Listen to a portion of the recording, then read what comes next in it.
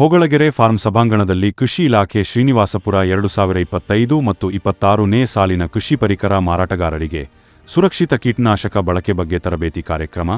ಕೋಲಾರ ಉಪ ಕೃಷಿ ನಿರ್ದೇಶಕರು ನಾಗರಾಜ್ರವರು, ಹಿರಿಯ ಕೃಷಿ ವಿಜ್ಞಾನಿಗಳು, ಸಸ್ಯರೋಗ ತಜ್ಞರು, ಹೊಗಳಗೆರೆ ಫಾರಂ ಆಂಜನೇಯ ರೆಡ್ಡಿ, ಕೃಷಿ ವಿಜ್ಞಾನಿಗಳು, ಸಸ್ಯರೋಗ ತಜ್ಞರು, ಚಿಂತಾಮಣಿ ಕೆವಿಕೆ ಸ್ವಾತಿ ಮೇಡಂ ಹಾಗೂ ಶ್ರೀನಿವಾಸಪುರ ಸಹಾಯಕ ಕೃಷಿ ನಿರ್ದೇಶಕರು ಮಹೇಶ್ ಬಾಬು, ಸಂಘದ ಗೌರವಾನ್ವಿತ ಅಧ್ಯಕ್ಷರು ಚಂದ್ರಶೇಖರ್ ರವರು ಹಾಗೂ ಗೌರವ ಅಧ್ಯಕ್ಷರು ಕೋಟೇಶ್ ರವರು, ಕಾರ್ಯದರ್ಶಿ ಕೆಪಿ ಮಂಜುನಾಥ್, ಕೃಷಿ ಅಧಿಕಾರಿ ಈಶ್ವರ, ಮಂಜುನಾಥ್, ನಳಿನಾಕ್ಷಿ, ಸಿಬ್ಬಂದಿ ವರ್ಗದವರು, ಬಾಲರಾಜು ಹಾಗೂ ಗೌರವಾನ್ವಿತ ಎಲ್ಲಾ ಸಂಘದ ಪದಾಧಿಕಾರಿ ಹಾಗೂ ಎಲ್ಲಾ ಅಂಗಡಿ ಮಾಲೀಕರು ಉಪಸ್ಥಿತರಿದ್ದು ಗಣ್ಯರಿಗೆ ಮತ್ತು ಅಧಿಕಾರಿಗಳಿಗೆ ಸನ್ಮಾನ ಕಾರ್ಯಕ್ರಮ ಹಮ್ಮಿಕೊಂಡು ಕಾರ್ಯಕ್ರಮದಲ್ಲಿ ಕೋಲಾರ ಉಪ ಕೃಷಿ ನಿರ್ದೇಶಕರು ಹಾಗೂ ಹಿರಿಯ ಕೃಷಿ ವಿಜ್ಞಾನಿಗಳು, ಸಂಘದ ಅಧ್ಯಕ್ಷರು ಚಂದ್ರಶೇಖರ್ ರವರು ಕಾರ್ಯಕ್ರಮದಲ್ಲಿ ಎಲ್ಲರಿಗೂ ಸಲಹೆ ಸೂಚನೆಗಳು ವ್ಯಕ್ತಪಡಿಸಿದರು.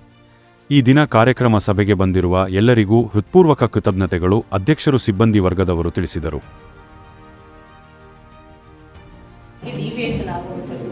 ಸಸ್ಯಗಳಲ್ಲಿ ನಮ್ಗೆ ಗೊತ್ತಿಲ್ಲ ಅದ್ರಲ್ಲಿ ಏನೇನು ಕ್ರಿಯೆಗಳು ನಡೆಯುತ್ತೆ, ಇವಾಗ ಆಹಾರ ನೀರಿನ ಸರಬರಾಜು ಆಗಿರ್ಬೋದು, ಇವೆಲ್ಲದರಲ್ಲೂ ಒಂದೊಂದು ಈ ರೋಗಾಣುಗಳು ಏನ್ ಮಾಡುತ್ತೆ, ಒಂದೊಂದು ಅಂಗಾಂಶನ ಟಾರ್ಗೆಟ್ ಮಾಡಿ ಅವುಗಳ ಕಾರ್ಯನ ಕುಂಠಿತಗೊಳಿಸುತ್ತೆ.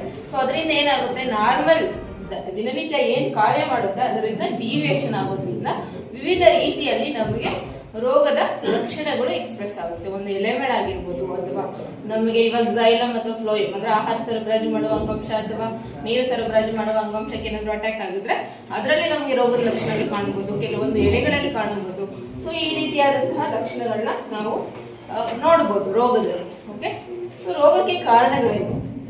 ಸೊ ರೋಗಕ್ಕೆ ಕಾರಣಗಳು ನಮ್ಗೆ ಸಾಕಷ್ಟಿವೆ, ಹೌದಾ? ಏನ್ ರೋಗಕ್ಕೆ ಕಾರಣಗಳು? ಇವಾಗ ಒಬ್ರು ಹೇಳಿದ್ರು ಶಿಲೀಂಧ್ರ ಮಾತ್ರ ಅಂತ ಹೇಳಿದ್ರು. ಸೊ ಶಿಲೀಂಧ್ರ ಬಿಟ್ರೆ ಸೊ ಸಾಕಷ್ಟು ಅಂದ್ರೆ ಜೈವಿಕ ಕಾರಣಗಳು, ಅಜೈವಿಕ ಕಾರಣಗಳು ಅಂತ ಕರಿತೀವಿ. ನನ್ನ ಹೆಸರು ನಾಗರಾಜ್ ಅಂತ ಹೇಳಿ, ಇಲ್ಲಿ ಕೃಷಿ ಇಲಾಖೆ ಉಪ ಕೃಷಿ ನಿರ್ದೇಶಕರಾಗಿ ಕೆಲಸ ಮಾಡ್ತಿದ್ದೀನಿ. ಮುಖ್ಯವಾಗಿ ಈ ದಿನ ನಾವು ಶ್ರೀನಿವಾಸಪುರ ತಾಲೂಕಿನಲ್ಲಿ ಏನು ನಮ್ಮ ಕೃಷಿ ಪರಿಕರ ಮಾರಾಟಗಾರಿದ್ದಾರೆ ಎಲ್ಲರಿಗೂ ಸಹ ಇವತ್ತು ಒಂದು ತಾಂತ್ರಿಕ ಕಾರ್ಯಾಗಾರ ಹಮ್ಮಿಕೊಂಡಿದ್ವಿ.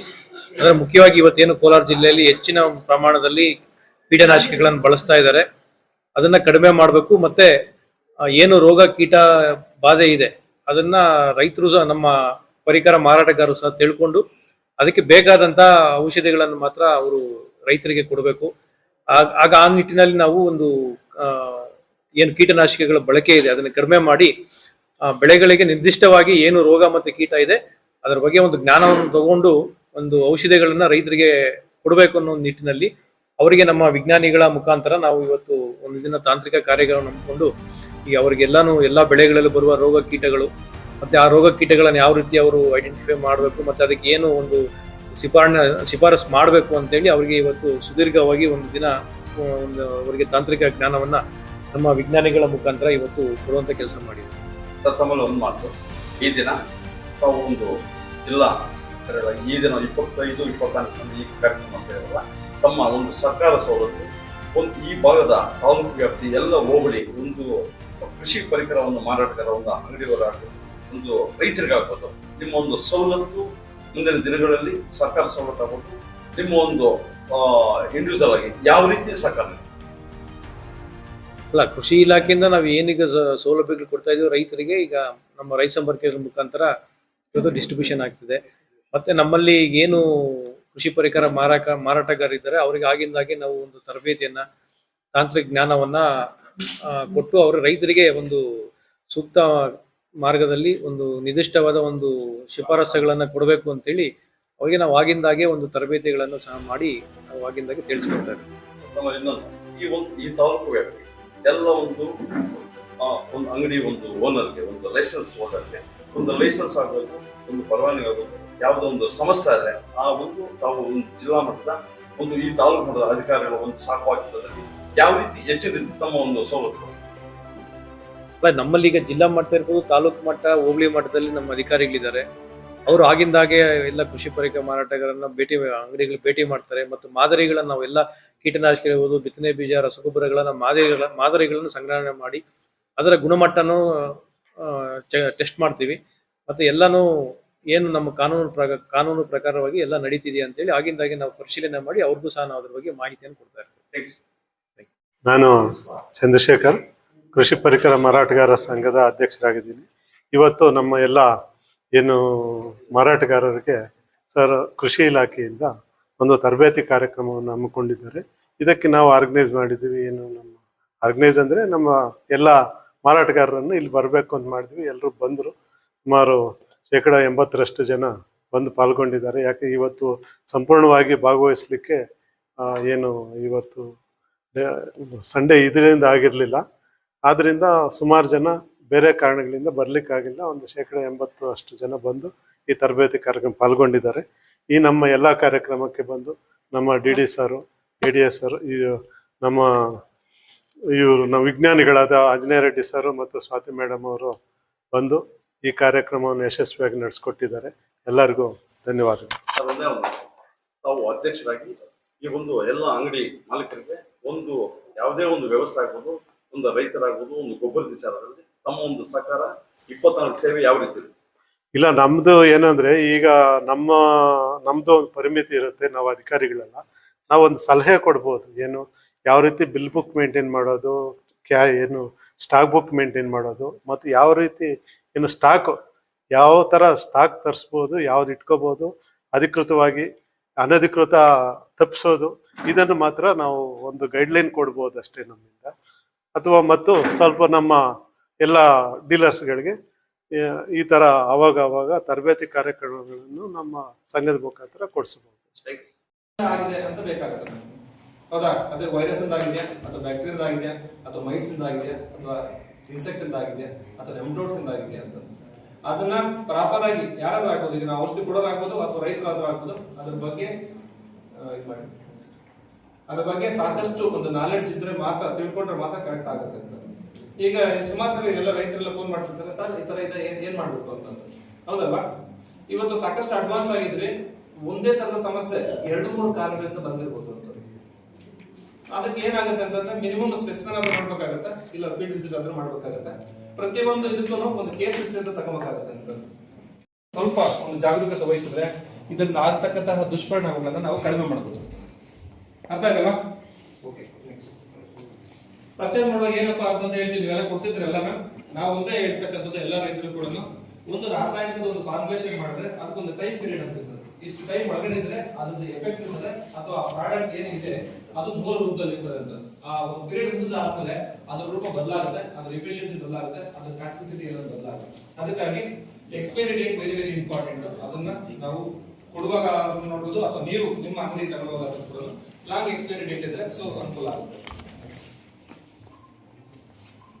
ಸೊ ಇವತ್ತಿನ ದಿವಸ ಎರಡನೇದು ಸಮಸ್ಯೆ ಆಗ್ತಾ ಇರ್ತದೆ ಅಂತಂದ್ರೆ, ಒಂದಷ್ಟು ಜನ ಅಧಿಕೃತವಾಗಿರ್ತಾರೆ. ಬಹುಶಃ ಇದ್ರದ್ದು ಒಂದು ಸ್ವಲ್ಪ ಕಡಿಮೆ ಆಗಿದೆ ಅಂತ ಅನ್ಕೊಂತೀನಿ. ಎಲ್ಲರೂ ಲೈಸೆನ್ಸ್ ಇರ್ತಾರೆ. ಇವತ್ತಿನ ದಿವಸ ನಮ್ಮಲ್ಲಿ ಗೌರ್ಮೆಂಟ್ ಸೊ ನಾವು ಕೀಟನಾಶಕಗಳನ್ನು ಬಳಸಬೇಕಾದ್ರೆ ವಿವಿಧ ಹಂತಗಳಲ್ಲಿ ನಾವು ಎಚ್ಚರ ವಹಿಸಬೇಕಾಗುತ್ತೆ. ಖರೀದಿ ಸಮಯದಲ್ಲಿ ವಹಿಸಬೇಕಾಗುತ್ತೆ, ಸಾಗಾಣಿಕೆ ಸಮಯದಲ್ಲಿ, ಶೇಖರಣೆ ಸಮಯದಲ್ಲಿ, ಅದನ್ನು ಬಳಸುವ ಸಮಯದಲ್ಲಿ, ಅಥವಾ ಪ್ರಿಪರೇಷನ್ ಸಮಯದಲ್ಲಿ, ಅಥವಾ ಸಿಂಪರಣಾ ಸಾಧನಗಳನ್ನು ಬಳಸುವ ಸಮಯದಲ್ಲಿ, ಹೌದಾ, ಕಟಾವು ಸಮಯದಲ್ಲಿ, ಆಮೇಲೆ ಈವನ್ ಎಲ್ಲ ರಾಸಾಯನಿಕಗಳನ್ನು ಬಳಸಿದಾದ್ಮೇಲೆ ನಾವು ಏನ್ ಕಂಟೈನರ್ಸ್ ಅಂತ ಹೇಳ್ತೀವಿ ಅದನ್ನು ಕೂಡ ಡಿಸ್ಪೋಸ್ ಮಾಡೋದನ್ನು. ಈ ಪ್ರತಿ ಹಂತದಲ್ಲಿ ನಾವು ಏನೇನು ನೆಗ್ಲೆಕ್ಟ್ ಮಾಡ್ತೀವಿ ಅದೆಲ್ಲಾ ಕೂಡ ಟೋಟಲ್ ಆಗಿ ಏನ್ ರಿಸಲ್ಟ್ ಏನಂತಂದ್ರೆ ಇದು ಮನುಷ್ಯನಿಗೆ ಹಾನಿಕಾರಕ ಆಗುತ್ತೆ. ಮನುಷ್ಯ ಅಂತಂದ್ರೆ ಸಂಪೂರ್ಣವಾಗಿ ಎಂಟೈರ್ ನಾವೇನ್ ಪ್ರಕೃತಿ ಅಥವಾ ಪರಿಸರ ಅಂತ ಹೇಳ್ತೀವಿ ಅದಕ್ಕೆ ತೊಂದರೆ ಆಗುತ್ತೆ. ಹೌದಲ್ಲ? ರಾಸಾಯನಿಕ ಅಂತಂದ್ರೆ ವಿಷಕಾರಿ ಅಂತ ನಮ್ಗೆ ಗೊತ್ತು. ಹೌದಲ್ಲ? ಸಿಂಪಡಣೆ ಮಾಡ್ಬಿಟ್ಟು ನಮ್ಗೆ ಆಗಲ್ಲ ಬಿಡು ಅಂತ ಬಿಸಾಕ್ತಿವಿ ಆ ಕಡೆಗೆ. ಹೌದಲ್ಲ? ಪ್ರತಿಯೊಬ್ಬರು ಎಚ್ಚರ ವಹಿಸಿದ್ರೆ ಚೆನ್ನಾಗಿರುತ್ತೆ. ಇನ್ನೊಂದು ನಾನು ಒಂದು ಸಂದರ್ಭದಲ್ಲಿ ಹೇಳಕ್ಕೆ ಇಷ್ಟಪಡ್ತೇನೆ ಅಂತಂದ್ರೆ, ಈಗ ನಾವು ವಿಶ್ವವಿದ್ಯಾಲಯದಲ್ಲಿ ಇರ್ತೀವಿ ಅಥವಾ KVK ಇರ್ತಾರೆ, ಕೆಲವೇ ಜನಕ್ಕೆ ನಾವು ಸಿಗ್ತೀವಿ. ಹೌದಲ್ವಾ? ಹೆಚ್ಚಾಗಿ ರೈತರು ಬರ್ತಕ್ಕಂಥದ್ದು ನಿಮ್ಮಗಳ ಹತ್ರ ಬರ್ತಾರಲ್ಲ, ನೀವು ಯಾವಾಗ ಕಡಿಮೆ ಆಗುತ್ತೋ ಅದರ ಎಫಿಕಸಿ ಕಡಿಮೆ ಆಗುತ್ತೆ, ಡಿಸೀಸ್ ಕಂಟ್ರೋಲ್ ಆಗಿಲ್ಲ. ಈಗೇನು ಫಾರ್ಮರ್ ನಿಮ್ಗೆ ಏನ್ ಹೇಳ್ತಾರೆ, ನಮ್ಗೆ ರೋಗ ಕಂಟ್ರೋಲ್ ಆಗ್ತಿಲ್ಲ. ಸೊ ನೀವೇನ್ ಹೇಳ್ತೀರಾ, ಈ ಕೆಮಿಕಲ್ ವರ್ಕೌಟ್ ಆಗ್ತಿಲ್ಲ.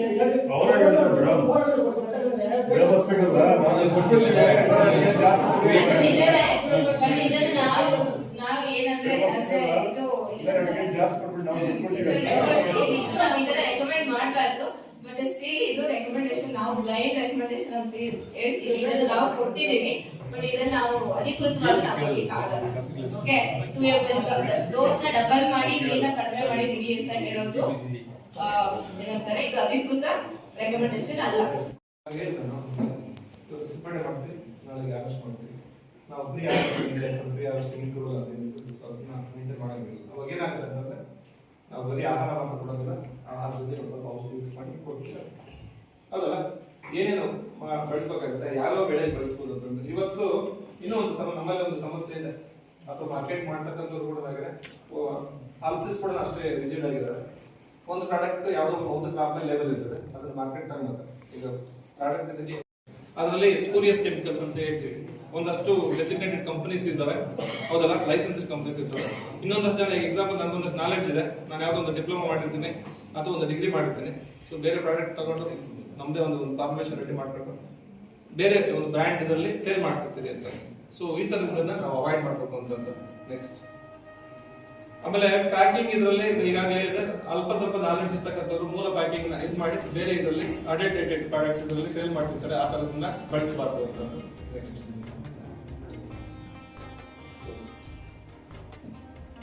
ಆಮೇಲೆ ಈಗಾಗಲೇ ನಮ್ಮ ಡಿ ಸಾಹೇಬ್ ಹೇಳ್ತಾ ಇದ್ರು, ಹೊಟ್ಟೆ ನೋವಿಗೆ ತಲೆನೋವು ಮಾತ್ರ ತಗೊಂಡ್ರೆ ಆಗುತ್ತಾ? ಈಗ ನಮ್ಮಲ್ಲಿ ರೋಗ ಇರ್ತದೆ, ಕೀಟ ಇರ್ತವೆ, ಹೌದಾ, ಪೋಷಕಾಂಶಗಳ ಕೊರತೆ ಆಗುತ್ತೆ. 3 ಸಾಮಾನ್ಯವಾಗಿ ಕಾಣಿಸ್ತಕ್ಕಂಥ ಸಮಸ್ಯೆಗಳು, ಹೌದಲ್ಲ. ಅಂದ್ರೆ ಅದನ್ನ ನಾವು ವಿವೇಚನಾಯುಕ್ತವಾಗಿ ಮಾಡಿದ್ರೆ ಮಾತ್ರ ಅದು ಸಾಧ್ಯ ಆಗುತ್ತೆ. ಇಲ್ಲ ಅಂತಂದ್ರೆ ನಾವೇ